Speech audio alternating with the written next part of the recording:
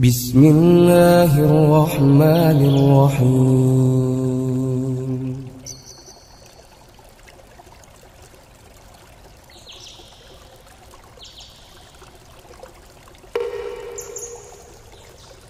Mimpi 74, langkah awal untuk menjadi pasukan Imam Mahdi, yakni calon Thoifah al-Mansyuroh, kode eri dan kolam atau wadah tempat menuntut ilmu sunnah sesuai dengan pemahaman Salafus Syoli, 29 Mei tahun 2019.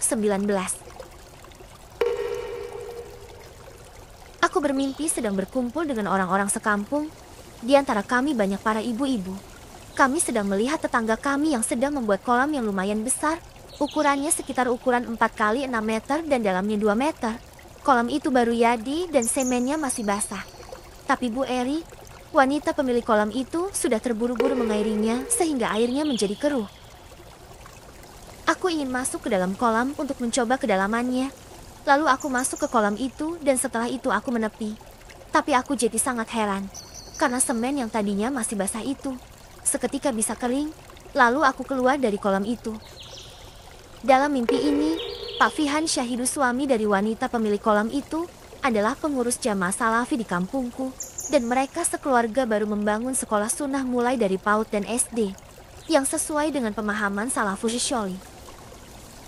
Orang-orang di kampungku agak menyalahkanku telah masuk kolam itu, padahal aku belum masuk kelompok mereka, yaitu jamaah Salafi. Tiba-tiba aku melihat, ada cahaya di langit berbentuk bundar seperti bulan. Tapi cahaya itu bergerak bergelombang, dan aku melihat ada beberapa makhluk yang mengikutinya. Nampak samar karena jauh. Aku menunjukkan pada orang-orang di kampungku cahaya itu, tapi mereka malah bertanya dengan berkata, "Mana cahayanya?" Aku tidak tahu apakah mereka melihatnya atau tidak. Lalu aku melihat ada makhluk-makhluk berpakaian putih-putih seperti jubah seragam perang yang berjalan di langit mengikuti cahaya itu, dan mereka lalu masuk ke cahaya itu dan terbang menjauh dengan berputar-putar di langit. Aku melihat sekelilingku, ternyata aku sudah berada di pinggir rumah orang barat. Aku tidak tahu, aku tiba-tiba sudah berada entah di negara mana.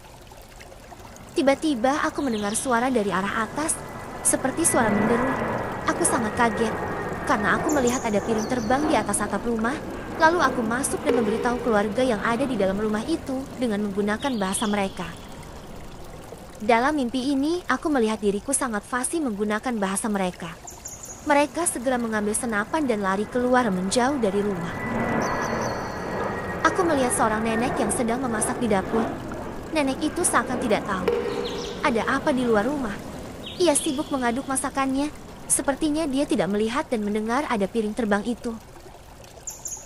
Lalu aku keluar dan melihat piring terbang itu melayang rendah di depanku. Dan tiba-tiba keluarlah makhluk-makhluk itu.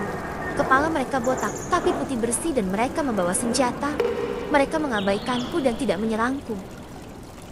Aku melihat mereka masuk ke dalam rumah dan hanya mendapati nenek yang masih sibuk memasak. Mereka lalu keluar dan naik kendaraan seperti mobil jeep perang yang sudah mereka siapkan. Lalu mereka mengejar bule-bule itu. Tiba-tiba aku sudah berada di mobil bule yang membawa senjata tadi. Ia berkata, "Ini adalah senjata kakek saya dulu ketika ia masih hidup, dan saat ia hendak menembak makhluk yang mengejar mereka, senjata itu jatuh di jalan dan digilas oleh kendaraan makhluk itu.